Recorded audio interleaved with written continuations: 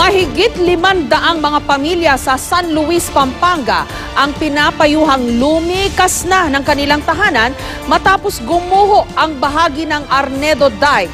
Delikado na rin daw kasi ang lugar, lalo't 50 taon na ang tanda nito. Posible naman daw abutin ng 2 buwan ang pagsasaayos nito. May report si Cesar Apolinario. Paglambot ng lupa ang tinitingnang sanhi ng pagguho ng Arnedo Dike sa San Luis, Pampanga. Mahigit 500 pamilya ang apektado ng naturang pagguho.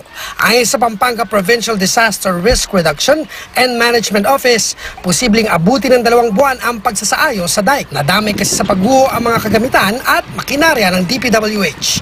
May dinimolish na rin na bahay sa gilid ng dike para makadaan ang mga heavy equipment. Ayon pa sa Pampanga PDRRMO, hindi naligtas ang lugar, lalo't may katandaan na rin ang dike. Ito pong Arnedo Dike na to ay more than 50 years na po to, and it has outlived its purpose. Inalam po namin sa sa DPWH kung kakayanin yung proyekto po nila, how safe are the residents here. Ang sagot po nila, hindi po safe po dahil hindi nila matatapos yung project on time dahil po sa kakulangan ng pondo. Pinapayuhan na rin ng mga apektadong residente rito na lumipat na ng tirahan.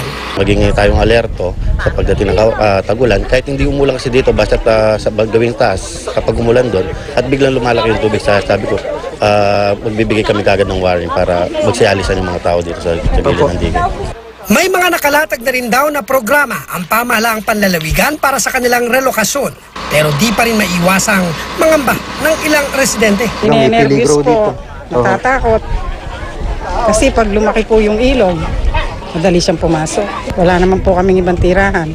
Umaasa naman ang lokal na pamahalaan na maayos kaagad ang dike bago magtag-ulan. Cesar Apolinario, GMA News.